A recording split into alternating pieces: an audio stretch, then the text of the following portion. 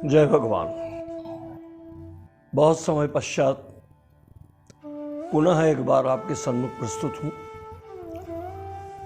गुरु पूर्णिमा के कार्यों में कुछ समय व्यस्त रहा, फिर पारिवारिक झंझटों में कुछ व्यस्त रहा, फिर कुछ स्वजनों के कार्यों में व्यस्त रहा, क्योंकि जीवन जो है वो बड़ा दुर्लभ है और इस दुर्लभ जीवन के अंदर सफल संयोजन करना वो उससे भी ज़्यादा जटिल है। अपने आप को व्यवस्थित रख कर के चलाना। गुरु पूर्णिमा पे एक शिष्य ने बोले गुरु महाराज, अगर मान लीजिए कि किसी शिष्य का आपसे दिल भर जाए या पेट भर जाए या वो थक जाए आपसे, तो क्या करना चाहिए? तो मैंने उससे कहा कि दूर हट जा, क्यों परेशान होता है, क्यों लगा रहता है? अगर तेरे में श्रद्धा और विश्वास दोनों का अभाव है और तेरी श्रद्धा नहीं बन पाती है, तो व्यर्थ में मन को मार करके जबरदस्ती से गुरु से लगे रहने की कोई ज़रूरत नहीं। हाँ, इतना ज़रूर है कि जो नाम मिला है उसका स्मरण करते रहना, उसको याद करते रहना, वो भजन करते रहना, ये तेरा धर्म हो गया है और इसे तूने सहर्ष अपनाया है। अगर वो तुझसे नहीं होता है तो इसका दोष तुझे भी है और मुझे भी है, क्योंकि पात्र और कुपात्र गुरु को सोचना चाहिए, ऐसा शास्त्र कहता है। शिष्य को भी योग्य गुरु की तलाश है तो वो भी गुरु की पात्रता में संदेह नहीं करना चाहिए। मन और विचार, बुद्धि और चित्त, 5 तत्वों को मिला करके हमारा शरीर है। जल, पृथ्वी, अग्नि, वायु, आकाश, ऐसा शास्त्र कहते हैं और हम मानते हैं हमारे अंदर ये 5 तत्व विराजमान है। इसकी अनुभूति भी की जा सकती है। जल भी है, पृथ्वी भी है, अग्नि भी है, वायु भी है और आकाश भी है। इन्हीं का निर्णय, इन्हीं का चिंतन गुरु पूर्णिमा के बाद में पर्वों का, त्योहारों का एक वातावरण तैयार होता है। जो जिसकी उपासना अनुष्ठान करता है वो अपने इष्ट से बहुत निकट हो सकता है। श्रावण मास चल रहा है, कल अमावस्या है और कल श्रावण की कई लोगों के श्रावण की पूर्णाहुति कल है। भगवान भोलेनाथ से जो जुड़े हुए हैं वो भगवान शिव की आराधना करते हुए पूरा मास जिन्होंने व्यतीत किया, भगवान शिव उनकी कामना को पूर्ण करे और उनका कल्याण करे। ये कार्य पूरा होने के बाद में भगवान गणपति का आगमन तैयार है। आप सभी को अग्रिम भगवान गणेश उत्सव की बधाई। इस वातावरण के अंदर जहां पर नाना प्रकार की बीमारियों ने अपना डेरा डाल रखा है, जीव शरीर से भी थक गया है, मन से भी थक गया है, विचारों से भी थक गया है, कर्म से भी थकने लगा है। ऐसी परिस्थिति के अंदर परमात्मा एक संबल है। वो हमें प्रेरणा ही नहीं अपितु उत्साहित करते हैं अपना कार्य करने के लिए। जिसका जो कार्य है उस कार्य को डूब कर जब किया जाता है तो सफलता निश्चित प्राप्त होती है। भक्ति भी ऐसा कार्य है कि राम राम राम राम राम, उठो सवेरा हो गया, राम राम राम, काम पे जाओ, राम राम राम, ये राम नहीं है। इसको भगवान का नाम नहीं कहते। अगर हम भगवान के ध्यान में बैठे हैं, अगर हमारे अंदर एकाग्रता नहीं आती है, मन कहीं है, वाणी कहीं है, सोच कहीं है, विचार कहीं है, मन कहीं, ये सब प्रकार से इन सब को हटके अगर हम अपने आप को एकाग्र करते हैं तुलसी कहते हैं कि राम राम सब कोई कहे, दशरथ कहे न कोय, और एक बार दशरथ कहे तो कोटि यज्ञ फल होए। राम राम तो सभी कहते हैं, लेकिन दशरथ नहीं, दशरथ तो राम जी के पिता का नाम है। दशरथ 10 इंद्रियों को एकाग्र करके, 10 इंद्रियों को एकाग्र करके, मन को प्रभु चरणों में लगाकर, अपने आप को ईश्वर को समर्पित करके, नेत्र से प्रेमाश्रु बहाकर, उनके भाव में डूब कर अगर एक बार राम कहा जाए तो राम का सामर्थ्य नहीं जो कहीं रह जाए वो हमारे पास आएंगे और निश्चित आएंगे। तो कहने का अर्थ ये है कि जीवन के अंदर बहुत सी बातें हैं। गणपति उत्सव आ रहा है, उसमें आप भगवान विघ्नेश्वर का स्मरण करेंगे, हैं? नाना प्रकार से, अनन्य प्रकार से उनको आनंदित प्रसन्न करने का हम प्रयत्न करते हैं।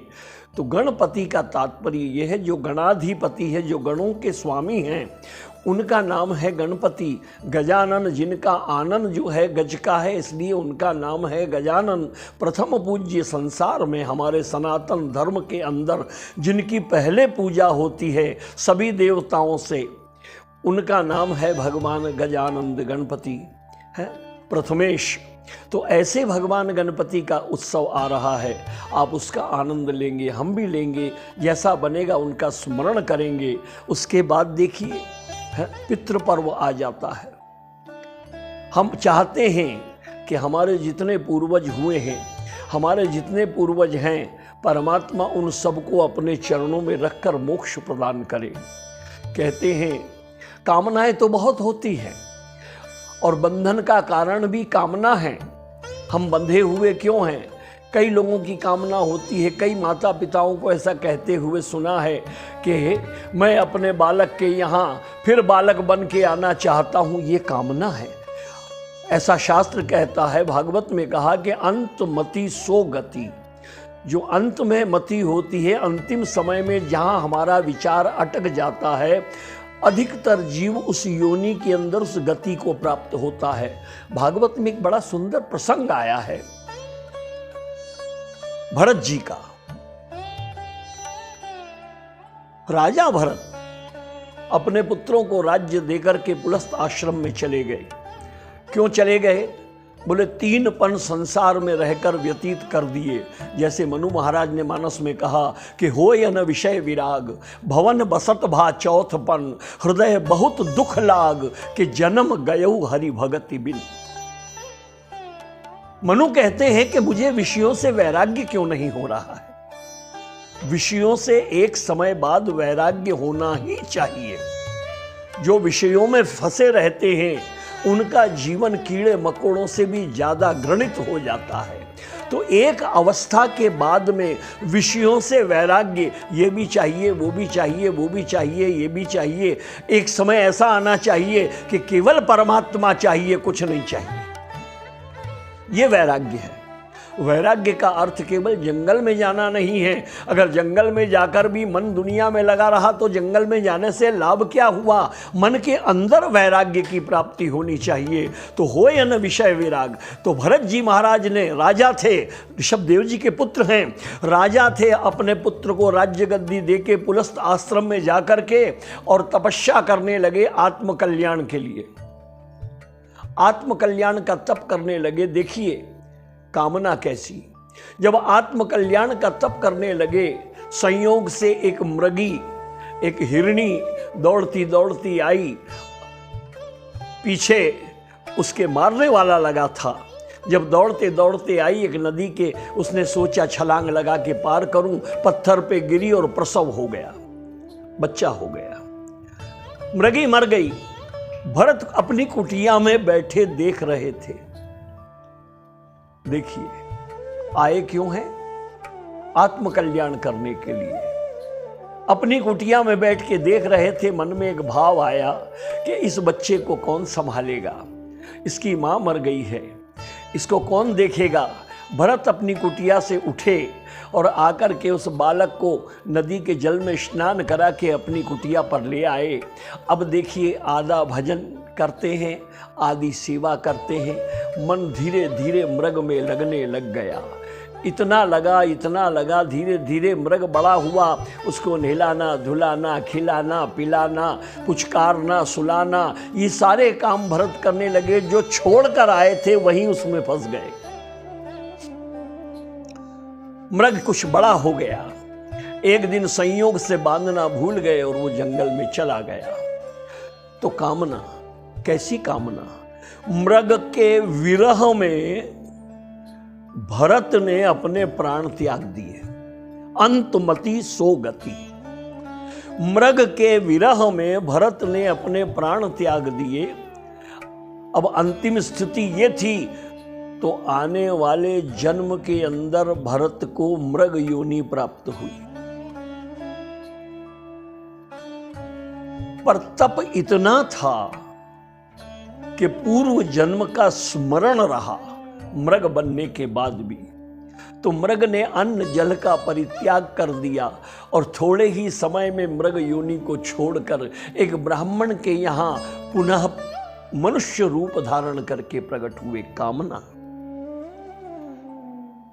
दोनों जन्मों का वृतांत और स्मरण भरत जी को था। तो भरत ने मन में सोचा कि कामनाओं में फंस करके मैं मृग योनि में गया। अब परिवार के झंझट में नहीं पड़ना, तो उन्होंने अपने आप को जड़ बना लिया। उनका नाम जड़ भरत हो गया। भगवान के ध्यान में लीन घर वालों ने खेत पर बिठा दिया, वहां चले गए। संयोग से एक बार आदिवासी भील भिलाले देवी के लिए कोई बलि चढ़ाने वाले थे और उनकी जो बलि चढ़ाने की तैयारी, उसमें जो बलि पशु बना करके जीव को, मनुष्य को लाए थे, उसमें कुछ खोट निकला। तो भरत को पकड़ के ले गए। भरत जी को पकड़ के ले गए तो भागवत ऐसी कहती है कि स्वयं मां भगवती ने प्रकट होकर के और भरत के प्राणों की रक्षा की। ये भजन का प्रभाव। भजन करने से लाभ क्या है? दुख तो आना ही है और दुख जाएगा तो सुख निश्चित आएगा। ये तो एक क्रम है आगे पीछे का जो चलता रहेगा। लेकिन कामनाओं को सीमित करने का जब जीव प्रयत्न करे, कामनाओं को, कामना यानी बहुत सी, ये भी चाहिए, वो भी चाहिए, महल भी चाहिए, दुमहल भी चाहिए, गाड़ी भी चाहिए, है ये फलाना भी चाहिए, खाने को भी चाहिए, अच्छा चाहिए। तो जब कामनाओं को धीरे धीरे जब हम सीमित करते हैं, तो हम अपने आप के अंदर स्थिर होने का प्रयत्न करते हैं। जब हम अपने आप में स्थिर होते हैं, तब परमात्मा की निकटता का भास होता है। अगर हम अपने आप से दूर हैं, जब हम अपने आप में ही नहीं हैं, तो परमात्मा को कैसे अनुभव करेंगे? तो हम अपने आप में स्थिर हो। वेदांत कहता है, शास्त्र कहते हैं, आचार्य कहते हैं कि अपने आप को एकाग्र करने का प्रयत्न करो। तो एकाग्रता का अर्थ ये है कि अपने अंदर अपने आप को खोजना। आत्मा को परमात्मा माना गया है, वो आत्मा सर्वत्र व्यापी है। तो मेरी आत्मा से मैं अपना परिचय करूं और मेरे जीवन का कल्याण हो। परमात्मा ने जिस निमित्त मुझे भेजा है, श्रद्धा, विश्वास, ये दोनों बातें हमारे अंदर बनी रहे और हम ईश्वर से जुड़े रहें, अपने गुरु से जुड़े रहें और कामनाओं का परित्याग धीरे धीरे करें या गुरु की आज्ञा का पालन करें। तो जीवन के अंदर विश्वास कीजिए कि जो दुख आने वाला है वो दुख रुक जाएगा और जो पीड़ा आने वाली है वो पीड़ा का अनुभव हमें नहीं होगा। पीड़ा का अनुभव नहीं होना यही प्रभु की कृपा है, यही गुरु की कृपा है, यही इष्ट की कृपा है। पीड़ा तो आएगी ही, लेकिन पीड़ा की अनुभूति ना होना यही ईश्वर की कृपा है। आप लोगों को परमात्मा सुखी रखे, संपन्न रखे, आनंदित रखे और आप हर एक दुखों से बचकर ईश्वर के सानिध्य में उपस्थित रहने का प्रयत्न प्रयत्न करें, ऐसी हमारी आत्मा और मन बुद्धि की कामना है। और हम भी चाहते हैं कि प्रभु माँ हम पर भी दया करे और हम उससे जुड़े रहें।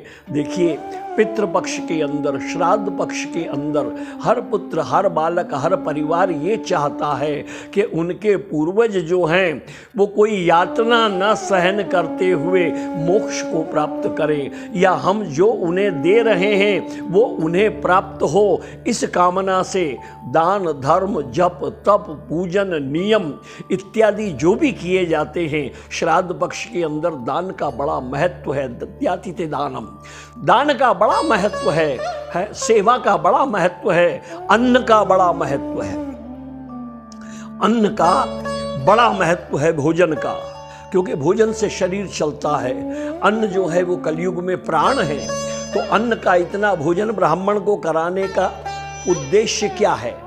एक ने पूछा कि हम यहाँ ब्राह्मण को भोजन कराएं तो क्या वो हमारे पितरों को प्राप्त होता है? बिल्कुल होता है। इसके लिए एक प्रसंग आया है कि कर्ण महादानी था। कर्ण जो था महादानी, कहा है कि जननी जने तो भक्त जन के दाता के सूर, और नहीं तो रहिए बांझड़ी मती गंवावे नूर। हे मां, अगर पैदा कर सकती है तो सबसे पहले तो भक्त पैदा कर। अगर भक्त नहीं कर सकती है तो जननी जने तो भक्त जन के दाता या दानी ऐसा पैदा कर जो तेरे कुल और तेरे वंश को चार चांद लगा दे। कर्ण इतना बड़ा दानी 1.25 मन सोना रोज दान करता था। अन्न के महत्व की बात है। 1.25 मन सोना रोज दान करता था। एक दिन दान का समय पूरा हो गया और एक ब्राह्मण बहुत भूख से व्याकुल कर्ण के द्वार पर आकर के और कर्ण से कहता है कि राजा, बहुत भूखा हूं, कुछ खाने को दे दे। कर्ण कहता, मैं सोना दान करता हूं, अन्न का दान नहीं करता। ब्राह्मण कहता है, तेरा सोना मैं स्वर्ण खा नहीं सकता, मुझे तो भूख लगी है, क्योंकि क्षुधा तुराणाम न बलंग न बुद्धि, भूख लगी है और मुझे भोजन चाहिए। कर्ण ने कहा कि सामने उंगली दिखा के कहा कि वहां सामने भंडारा हो रहा है, वहां चले जाओ, तुम्हें प्रसाद मिल जाएगा। ब्राह्मण वहां गया, जाकर के प्रेम से तृप्त हुआ। कर्ण की अवस्था आयु संपन्न हुई। जब वैकुंठ में गया तो भगवान का एक नियम के 1 गुने का 1000 गुना देना, ये उनका स्वभाव है। जितना सोना दान किया उससे हजारों हजारों लाखों गुना सोना प्राप्त हुआ। कर्ण बड़ा खुश हुआ देख करके, आहा हा हा, कितना आनंद आ गया, मेरे दान का प्रतिफल कितना सुंदर परमात्मा ने दिया। कुछ समय व्यतीत हुआ, एक दिन कर्ण को भूख लगी। धर्मराज को बुला के कहा कि धर्मराज, हमें भूख लगी है, कुछ खाने को दो। धर्मराज कहते हैं, आपने कभी अन्न का दान किया? बोले नहीं, हमने तो हमेशा सोने का, स्वर्ण का दान किया। तो बोले खाओ, ये सब स्वर्ण आपके लिए उपस्थित है, पर बोले इससे भूख थोड़ी मिटने वाली है। धर्मराज कहते हैं, अन्न का दान नहीं किया, इसलिए आपको मैं प्रसाद नहीं दे पाऊंगा। कर्ण कहता है, एक काम करो कि अन्न के महत्व को आज मैं समझ गया, मुझे भगवान के पास ले चलो। कर्ण को भगवान के पास लाए। कर्ण ने भगवान से प्रार्थना की कि प्रभु, मैं वापिस पृथ्वी पर जाना चाहता हूं। भगवान ने कहा, ये कोई हाथ की बात है, जब मन करा जब आ गए, जब मन करा जब चले गए, ऐसा नहीं होता। बोले प्रभु, कुछ भी करके मुझे भेजो।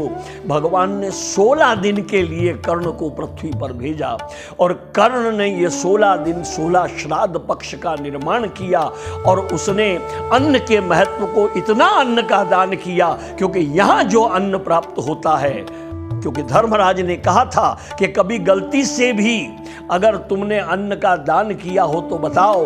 तब कर्ण ने कहा कि एक भूखे ब्राह्मण को मैंने भंडारे का रास्ता दिखाया था और उसने वहां जाकर प्रसाद लिया।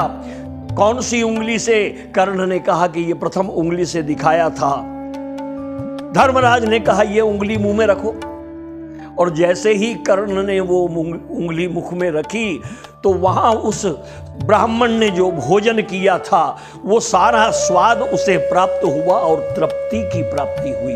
तब कर्ण ने आकर के 16 दिन ये श्राद्ध पक्ष के निर्माण किए और इसके अंदर जो अपने पितरों के निमित्त ब्राह्मण का भोजन कराते हैं, श्राद्ध न निकाले, जो गया कराए या ब्रह्म कपाली कराए, मानो श्राद्ध नहीं निकालते हैं, मत निकालिए, लेकिन इन दिनों के अंदर ब्राह्मण को भोजन कराना इतना बड़ा फल देता है। कामना केवल ये करें कि हमारे पूर्वजों को तृप्ति की प्राप्ति हो।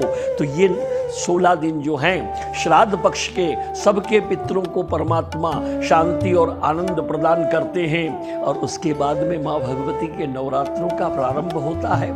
इस विषय पे आगे चर्चा करेंगे, लेकिन अभी वर्तमान में कामना, तो कामना हो या न विषय विराग, अपने मन को नियंत्रित जो कर लेते हैं और अपने आप में जो अपने आप से जुड़ जाते हैं वो परमात्मा से जुड़ जाते हैं और उनके वाक्य, उनके शब्द जो हैं वो ब्रह्म बाण बन जाते हैं और इस तरह से वो अपने शिष्यों का, गुरु का, आत्मा का, परिवार का, संसार का कल्याण करने में समर्थ होते हैं।